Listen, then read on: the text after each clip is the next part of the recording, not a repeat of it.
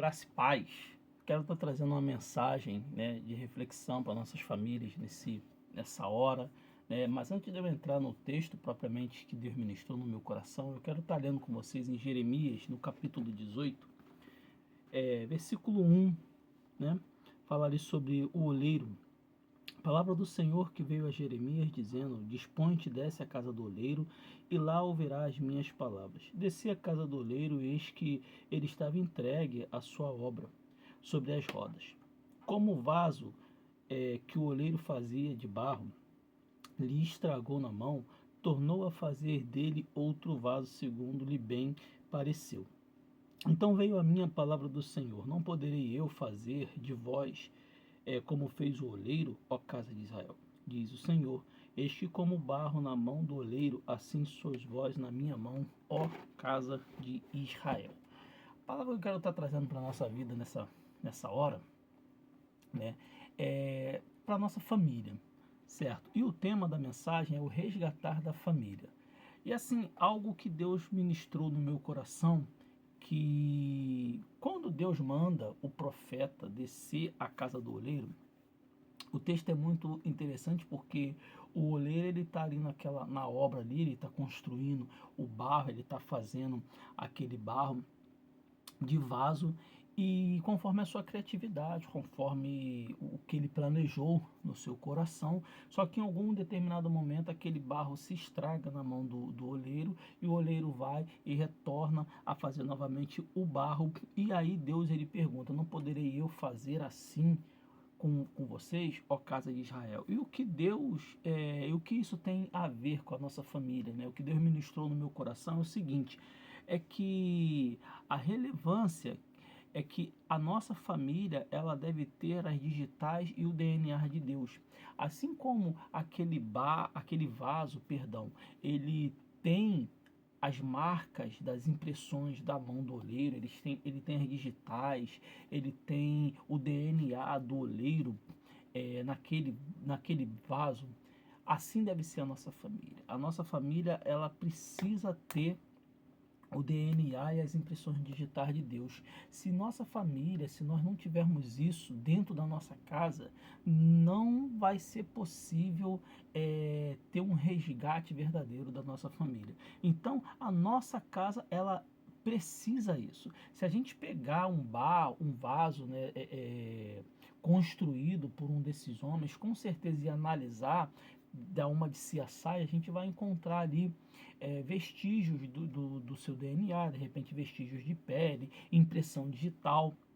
Assim deve ser a nossa família.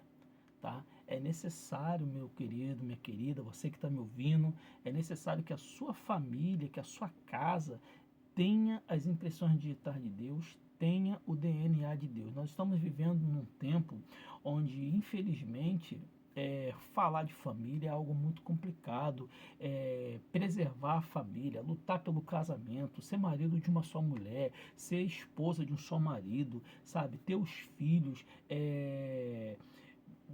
visionários, estudando, querendo trabalhar, querendo crescer. Infelizmente, nos dias que a gente vive hoje, falar sobre essas coisas, ter esse comportamento chega a ser algo meio alienígena, né? Porque assim, o mundo ele tá tão perverso, a distorção da realidade, a distorção dos padrões, né, dos princípios de Deus estão tão grandes que você querer ter uma vida reta com a tua família é algo inacreditável, certo? E após isso eu quero estar entrando no texto, já que a nossa família ela deve ter o DNA de Deus. A grande pergunta é, dá licença aqui, como fazer para que a minha família ela tenha o DNA de Deus? Jesus ele ensina isso. Jesus ele nos mostra qual é o nosso comportamento para que a nossa família tenha o DNA de Deus. E agora eu quero entrar realmente no texto a qual Deus ministrou no meu coração, que é Mateus 11, verso 28 ao verso 30, é um texto muito conhecido, inclusive eu já falei sobre ele aqui, né? Diz assim: Vinde a mim todos os que estáis cansados, sobrecarregados, eu vos aliviarei. Tomar sobre vós o meu jugo e aprendei de mim, porque sou manso e humilde de coração, e achará descanso para a vossa alma, porque o meu jugo é suave e o meu fardo é leve. Algumas coisas importantes nesse texto é que Jesus ele está chamando, certo? Vinde a mim. E ele está chamando quem? Ele está chamando os sobrecarregados, cansados, aflitos, aqueles que estão com problemas no seu casamento, com problemas com seus filhos. Se você está bem, se você está legal, se está tudo joinha na sua vida, fica por aí, sabe? Não venha me atrapalhar, mas se você realmente está aflito, está necessitando, então você pode vir, né?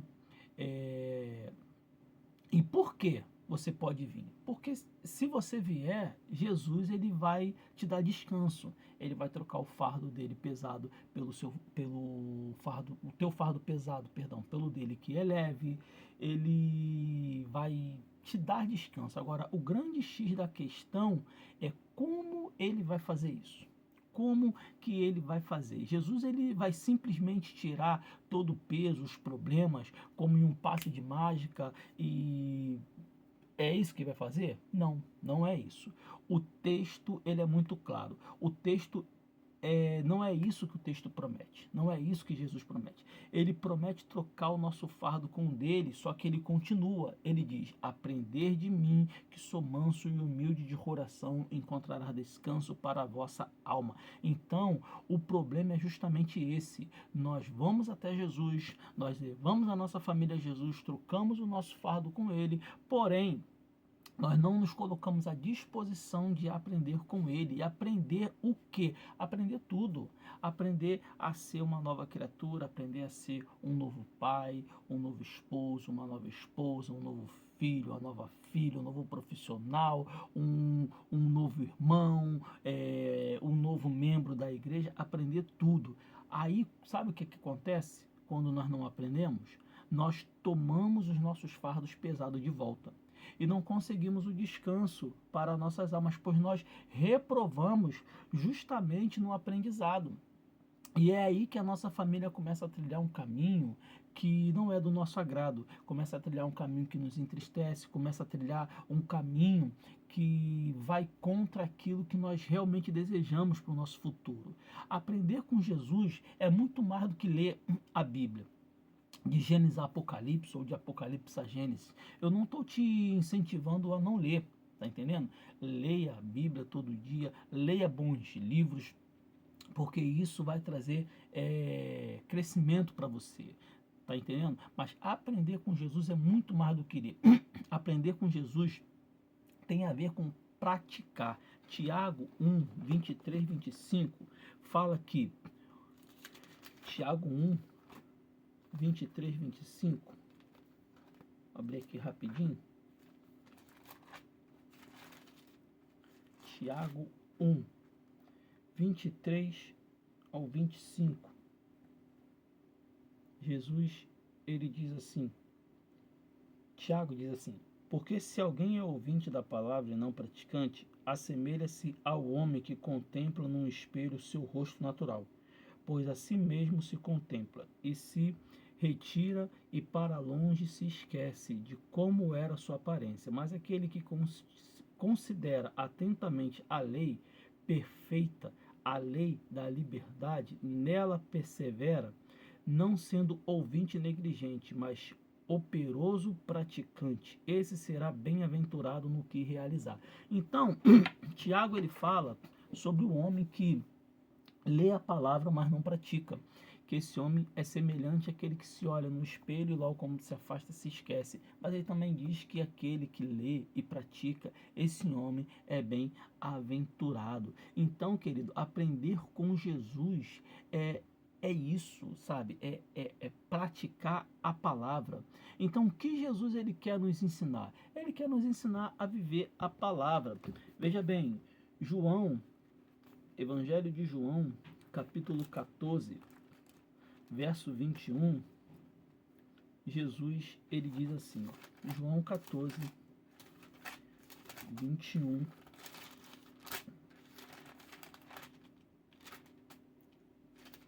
Jesus diz assim, 14, verso 21 ao 23, aquele que tem os meus mandamentos e os guarda, esse é o que me ama.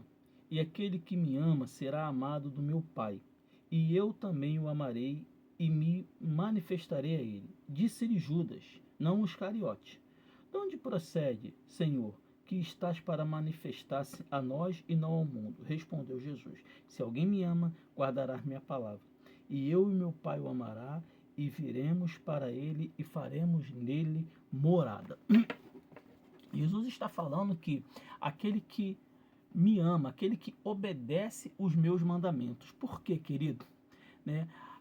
Aqueles que obedecem os meus mandamentos, Jesus diz, é o que me ama.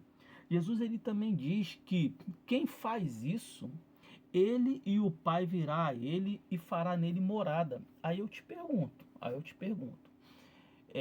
como que pode a minha ou a tua família dar errado se o próprio Jesus e o Pai faz morada nela? Não tem como. Não tem como. Ah, Jorge, mas isso quer dizer que a gente não vai ter problemas? Não, não, não. Nós teremos problemas. No mundo tereis aflições. Jesus ele foi bem claro com isso, ele não mentiu para ninguém. Ele foi bem claro. Vocês vão ter aflições, vocês vão ter problemas, vocês vão ter luta. Só que a grande questão é que é uma luta e uma aflição que já está vencida. Mas por que eu não vejo isso na minha família? Jesus acabou de falar no texto que a gente leu em João. Porque, infelizmente, nós não aprendemos. Porque, amados, se nós obedecermos os mandamentos, Deus, nós amamos a Ele. E se nós amamos a Ele, Ele virá e fará morada em nós. Como que pode? Se Ele faz morada na nossa vida, a nossa família não dá certo. Vai dar certo. Não tem irmão mais.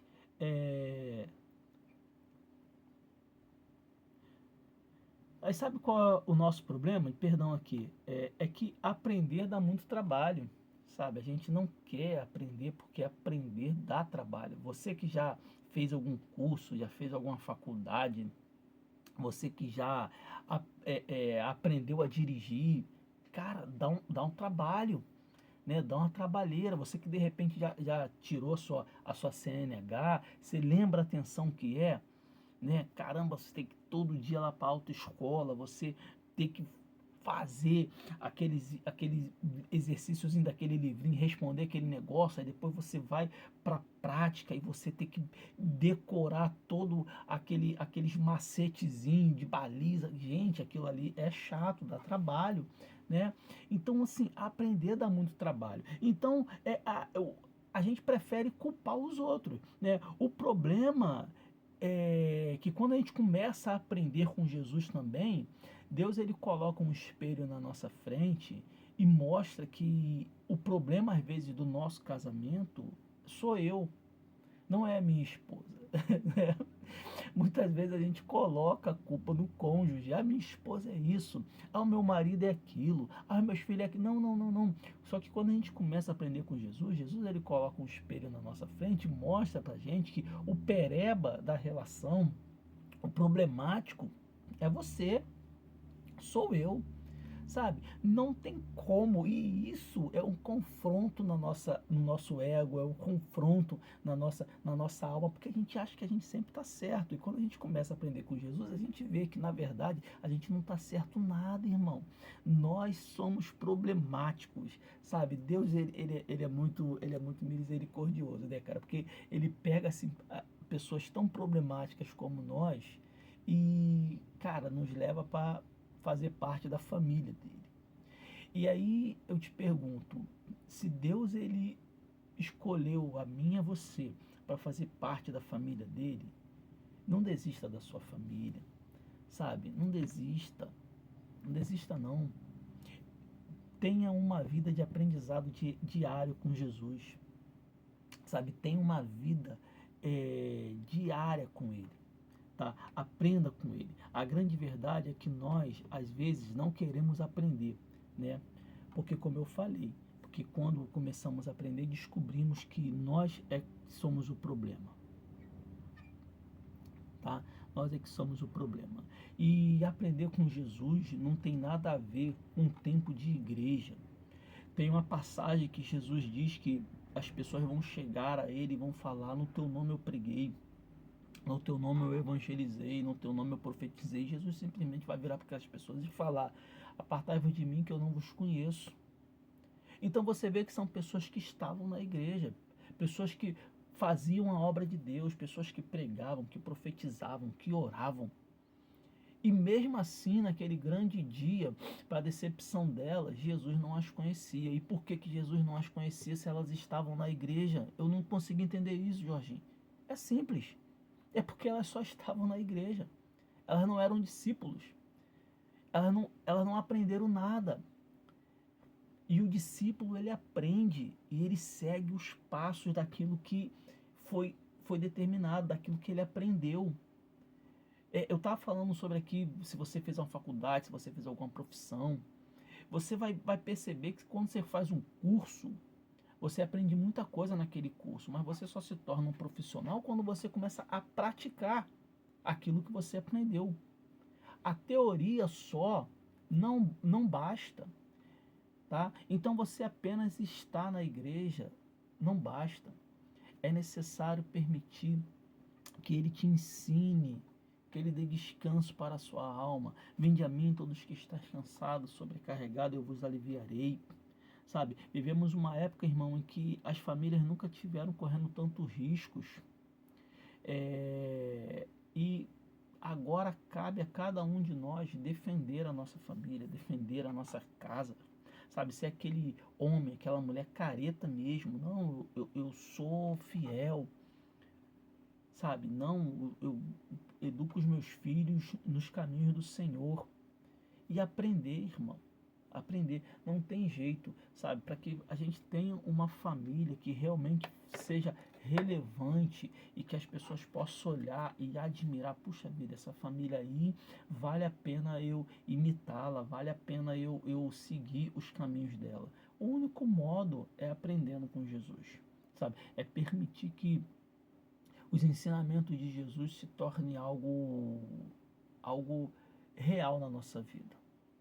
Você veja bem, como eu falei, aprender não tem nada a ver com o tempo. A gente vê na equipe de Jesus que havia um homem ali chamado Judas, que ele caminhou diretamente com Jesus e no final a Bíblia diz que ele foi o que traiu. E por que isso? Porque ele viveu muita coisa, fez muita coisa, evangelizou, expulsou o demônio, porém o principal ele não aprendeu.